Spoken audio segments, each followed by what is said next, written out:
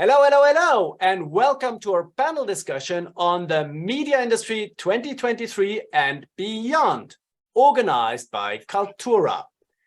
We're going to discuss about lessons learned, success factors, and key trends that are going to impact us in the coming months and years. IBC is only 2 months away, can you believe it? And we want to equip you with the right topics and insights for your discussions in Amsterdam. Very specifically, we're going to have a look at the common challenges and strategies to overcome them. We'll look at advertising and how it can support your business. And last but not least, we'll discuss about AI, artificial intelligence, and which actual use cases make sense that you can implement now. My name is Andy Waltenspiel, and I'm excited to be your host and moderator of this panel today. In my day job, I'm advising Tier 1 operators and vendors on innovation topics, go-to-market strategy, and thought leadership. But now let's do a round of introductions. I'm Andreas I'm running 2 companies, EYZ Media and ContentScope. Started our first platform in 2009 and then added a tech company in 2015. And well, now we have progressed. We're doing B2B tech and B2C video on demand. I'm António. My role now in the moment is product manager of our streaming platforms that we launched 3 years ago.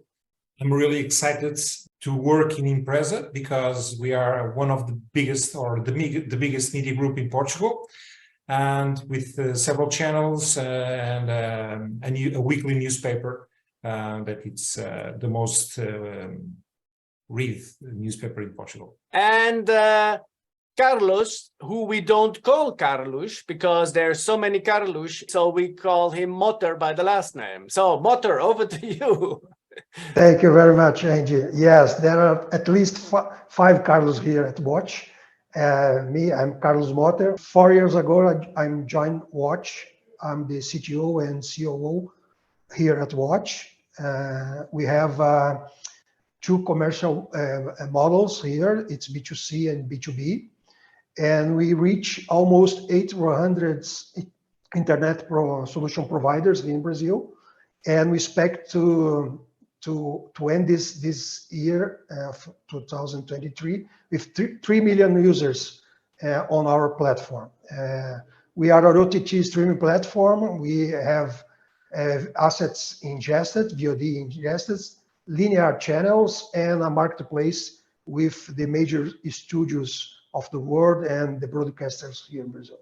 My name is Shuki. I'm not a veteran in this industry as the other respected colleagues. 8 years at Kaltura. I'm running the media and telecom business. I think that everybody knows Kaltura. We're the video experience cloud that drives event platforms, communication, learning, and TV experiences. Over 1,000 customers worldwide, including 30% of Fortune 500 US companies, and more than 100 media and telecom customers, which are my personal bread and butter. In a couple of months, we're going to launch another massive cloud TV transformation project in the heart of Europe that we're going to announce in IBC. And then we rolled out our front-end stack. Our front-end solution is really based on the super aggregation model that inserts inside it different data points from the different OTT providers in a seamless way. And it's already launched by 5 customers in East Europe. 4 of them, listen carefully, 4 of them were launched in 3 months. So, and this is really the real power of cloud TV. And we keep investing also in our cloud TV backend. So we just announced features and add-ons like business insights and shop in shop and troubleshooting and monitoring capabilities, because our customers need better insights and more actionable data about their system to optimize their current revenue streams, but also to generate new revenue streams. And then one last important thing that we're doing, a lot of things are happening in our media and telecom business. Great. Keep us very, very excited. And part of our innovation is not only creating new features and new products, but also reducing the TCO, tier 2 media customers, tier 2 telecom customers, can benefit from our modular cloud TV end-to-end solution. And in this context, we recently launched, after only 1.5 months, a new media project, as we keep winning new business, which is a massive achievement, given the fact that launching a cloud TV end-to-end solution takes usually a few months, and we did that only in 1.5 months, which is a fantastic thing to do. So all in all, we're very much committed to this business, to our telecom and media, wonderful customers that keep pushing us forward, and we're really looking forward to the excitement that will come later in 2023. Thank you everybody for the round of introductions. So topic is media industry 2023 and beyond. Let's start with 2023. So I would like to hear from each of you. Where are you in your journey? What are your product and business models? And how do you think they need to evolve to be successful in the future? Let's start with Motter. Carlos. Okay, as I said, we start the watch in a B2B model, and we start with using the media solutions from Kaltura, ingest the VODs for the major studios. So it's basically ingest contents. After that, we move to have linear channels inside the platform. And now the new project that we are involved with, it's the new platform for a B2C model. So this is going to be huge for us because we have the challenge to build this platform for the end customers.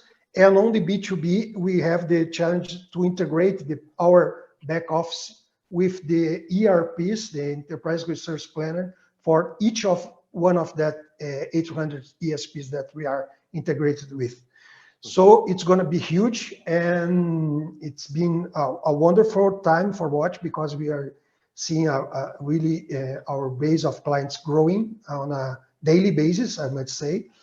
And the new challenge that we are facing is the advertising, because it's something that we've never done before. We are starting right now, and we are right now developing a new front end on our side, because we have almost 17 different devices that Watch our own, ranging from web to mobile to TV sets, STBs, and so on.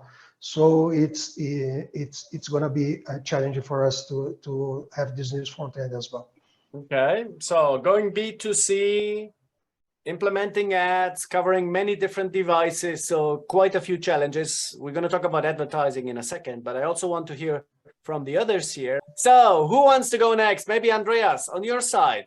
Where are you in your business model? What's changing? How do you prepare for the future?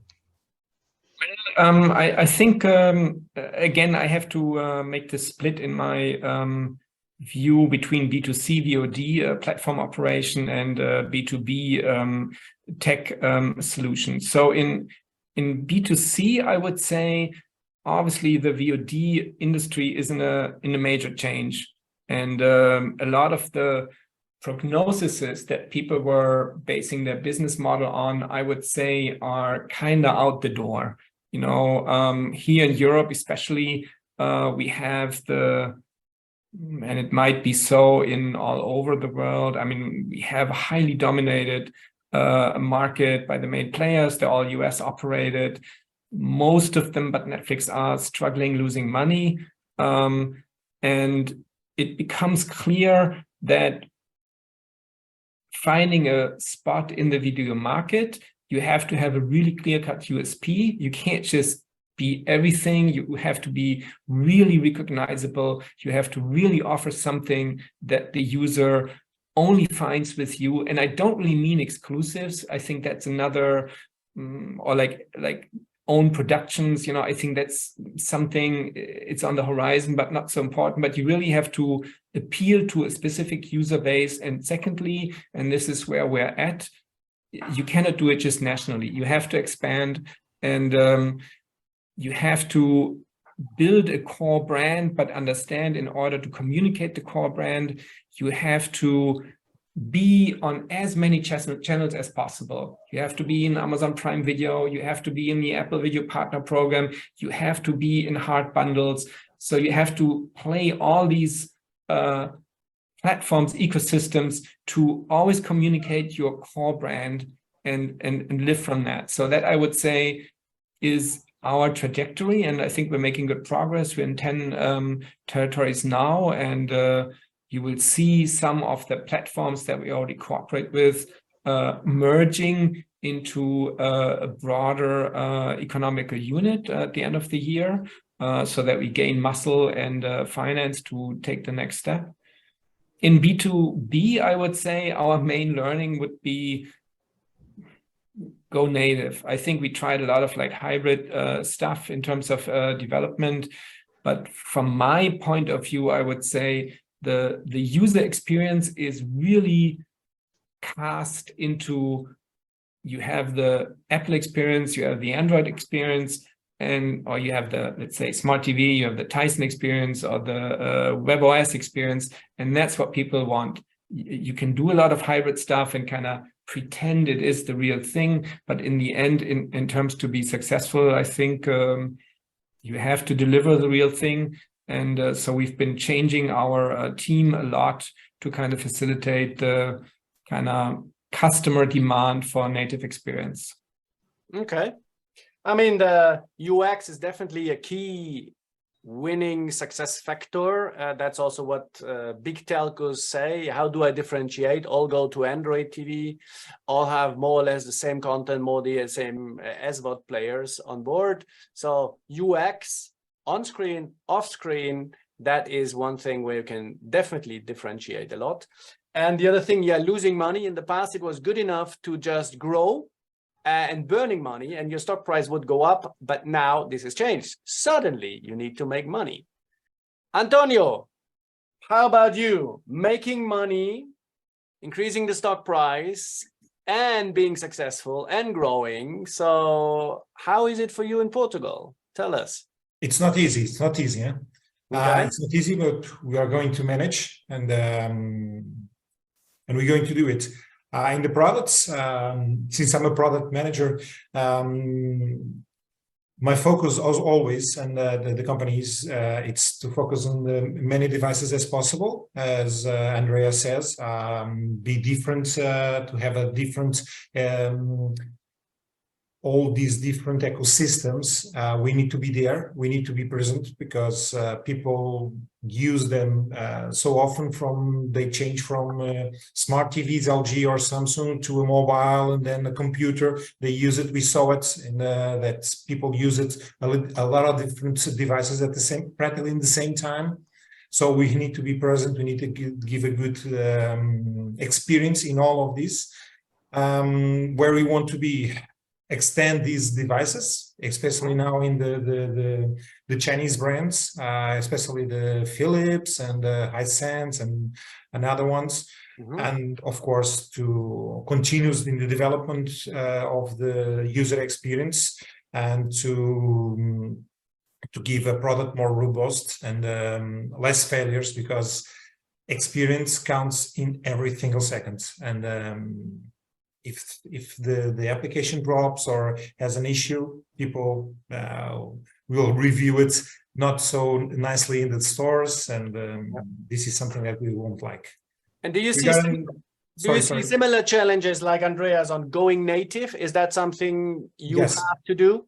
Yes, probably. Yeah, we have a really good, stable applications, but we need to focus on that, continue focus, because a little bit slack and we're done. Regarding business model, we have AVODs and SVOD for Portugal. Outside Portugal, SVODs. We launched this year our first FAT channels, trying to do more in the next it's in our business project for this year, in next years, to launch more channels. Don't tell us all the secrets. No. Tell us. Can't tell them. No. No, of course. It's everybody's doing the same, so it's not a secret for anybody. And of course, we have our own live channels in our platforms too. Because we are a broadcaster, we have several channels, and of course, we have it in our OTT platforms. Absolutely. Good. And Shuki, maybe from the view of your other 997 plus customers, what are the challenges you hear from them? What keeps them busy and then in turn keeps you busy? So I checked with every single one of them before coming to the call. The challenge and the way that I want maybe to look at it in the more holistic way, which is not only media. The folks in the call were referring to the media aspect, but we also know that the telco customers, the telecom customers, have also some challenges. And I think that if you ask me, one of the main trends that we'll see over the next 12 to 24 months is actually some sort of a consolidation between local telecom and media customers. We started seeing that by the Magenta TV, Pluto TV announcement in Germany a couple of weeks ago. And as we speak, we continue talking with some of our customers in local markets that want to consolidate some of the telco and some of the media business together and kind of achieve the best from both solutions, because the telco customers come with their own unique advantages, the network, the data, the super aggregation capabilities, and the media customers have their own advantages, the content capability, the content, the marketing, and of course the data. And what is better than combining both of them together to compete with the international players? And I'm a bit biased, but I think that it's not only a sweet spot for Kaltura, this is actually our sweetest spot because we know how to deal with media customers, we know how to deal with telco customers, with tier ones, with tier twos, and combining them together into one proposition, attractive, super attractive proposition in the local market is something that we're really looking forward to do. Yeah, I think you're hitting the nail on the head, as we say.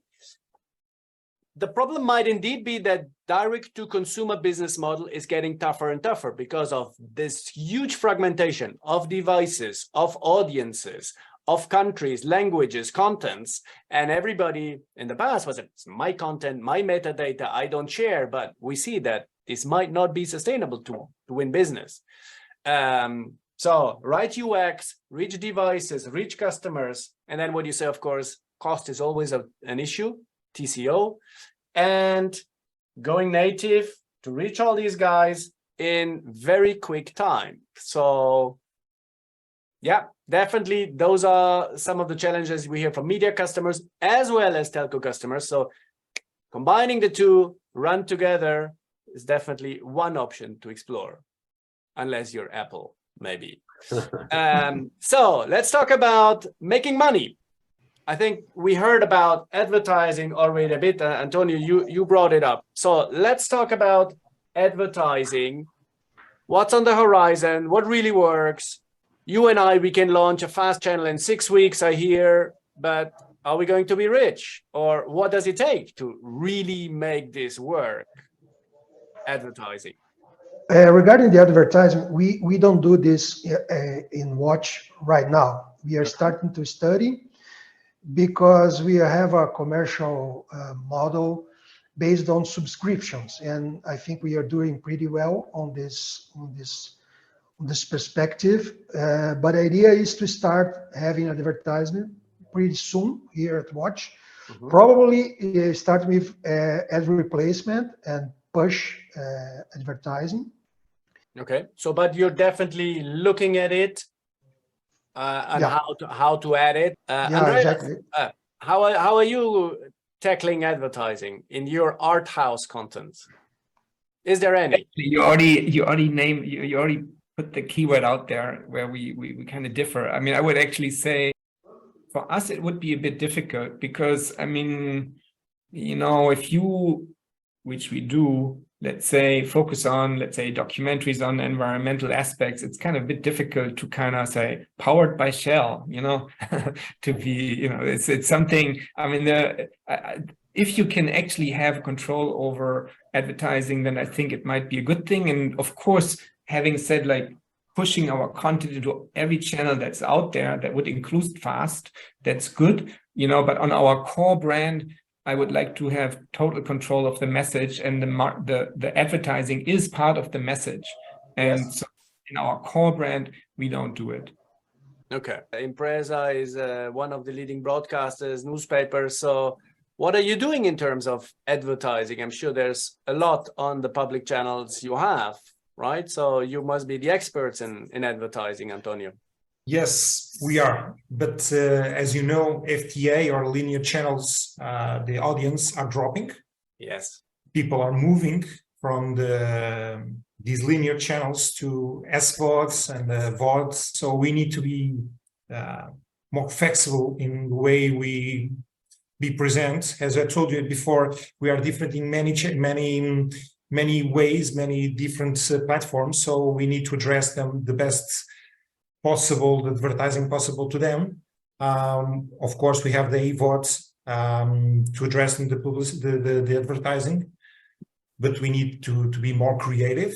The way we add advertising to the people, because if we exceed the amount of advertising to people, will leave. This is not something that we need, we want. Because normally people in the FTA, I remember, can get 12 minutes in breaks. You have time to go to the bathroom or something. Nowadays, people in the digital world, 30 seconds. Oh, come on, 30 seconds. We need fast. So we need to be creative and try to find a solution to get this omni-channel digital because it's important. Yeah. The good thing about typically the public broadcasters is the advertising-based private broadcasters, let's rather say, they know exactly how to monetize advertising, while the telcos, hello, my friends, often have a lot of inventory, but have no clue how to monetize this fantastic inventory. And that's what you said, Shuki. Makes a lot of sense to go together, said, we know how to advertise it. You have the first party data, we combine it, and then we can run faster and better. So Shuki, tell us, what are you offering as part of your fantastic solutions in terms of advertising? AVOD, fast channels, whatever it is, ad replacement must be there, right? Of course it is, and I really want to connect to Antonio and what he was articulating very, very well, because we see all over the place from our customers, Andy, that the digital advertising, online advertising generates something like 3%, 5%, 10% of their overall advertising. The mass core is still on the broadcast and live channels, and we see that there is no single thread monetization strategy. Many of our customers decide to invest in different ad capabilities and methodologies to do SVOD and to do AVOD and to do, of course, fast channels. We have many customers that have desires to distribute their content globally and to increase the revenue that they can generate from advertising. And also by combining digital and physical and online TV advertising. And all of that requires, of course, a lot of sophistication on the cloud TV solution, personalization capabilities, and being able to target specific users and being able to control the advertising portfolio, which we definitely do for our different media customers. Good. So lots to come. If you want to learn how to do it, just talk to Shuki and his team. So fast, you mentioned one big buzzword these days. The other big buzzword we're going to still cover today is AI, artificial intelligence. What are use cases you are implementing right now, and where do you see real traction in your very specific business? Who wants to go first? Maybe Motter. What are you doing on AI? What are you trying? I don't think AI is is hype. I think it comes to stay. And the idea here at Watch is to start with the summarization of the assets. I think it's going to be good for us to have this, and in conversation regarding the support, technical support for our customers. And I think these two features we can deploy for our core business, but we are thinking as well to have the AI on our internal process. I mean, to increase the efficiency of our internal process to have more agility inside Watch. Great. And António, on your side. We are doing it already. But let me tell you a story, okay? Let me tell you a story. The Portuguese language, it's spoken about to 215 million people around the world. It's the fifth most spoken language in the world, but we have a huge problem. From Portugal, the Portuguese, the language from Portugal, it's only spoken by 15 million people. So Brazilians like Carlos or Motter. Thanks to Brazilian, 200 millions. I know. But the Brazilians do not understand the Portuguese from Portugal. So do you have a problem? And we are using AI now to translate our contents. We produce content, so we have a lot of content. We're now starting to make some tests in translating those contents using AI. We already do it. We're testing. It's not perfect until now, but we see good signs on it. So it's not buzz, and we believe that it could give us a huge help, especially in advertising. It will help us a lot, especially to understand where we can have the right moment to add an ad. Imagine seeing someone in a thriller or something, and when it's going to lady, and now it's an home or a soap advertising, it's not so good. And there are a lot of enrichment metadata, for example, to take more and more from the content. AI it's not a buzz, it's certainly here. Interestingly, in Portugal, you don't dub content, right? Nope. So you see Portuguese content, everything else has subtitles often burned into the content. That I think is also a big thing. If you could live translate, or when you prepare the content, it's an AI translation, and suddenly everything is dubbed by AI, that could be huge. Will be huge. Andreas, AI for you, what does it mean? I think the key to us is, there's actually two things. If people code in a tandem, I mean, the results will always be better. So AI can be used as a companion for the team members we have. We can definitely use AI to make the human part of that companionship more efficient, because they can really focus on the stuff that requires a lot of brain power, while they can actually delegate a lot of stuff that's more repetitive to AI. And of course, AI is great to do stuff like in B2B, in code documentation. For B2C, it's great to pinpoint user requests and support back to your own data, and not just like deliver kind of prefabricated answers as it's known, like FAQs, but really deliver personalized answers. And then the other thing going outward is, of course, I would say, the personalization. Services that feel naturally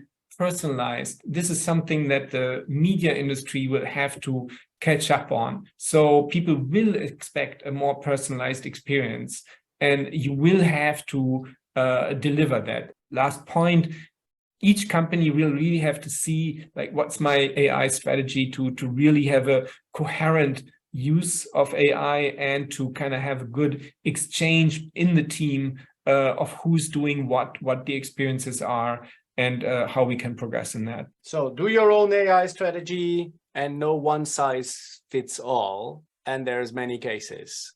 Shuki, what are you bringing to the table as part of your solutions in terms of AI? Yeah, just to summarize that we actually need to be the facility, right? We need to be the tool that allows some of our customers to get better and be more efficient and use more automatic capabilities. And we're naturally introducing AI capabilities to core services that we have in our platform, like search and recommendation and analytics, and our experience manager that corrects the user interface.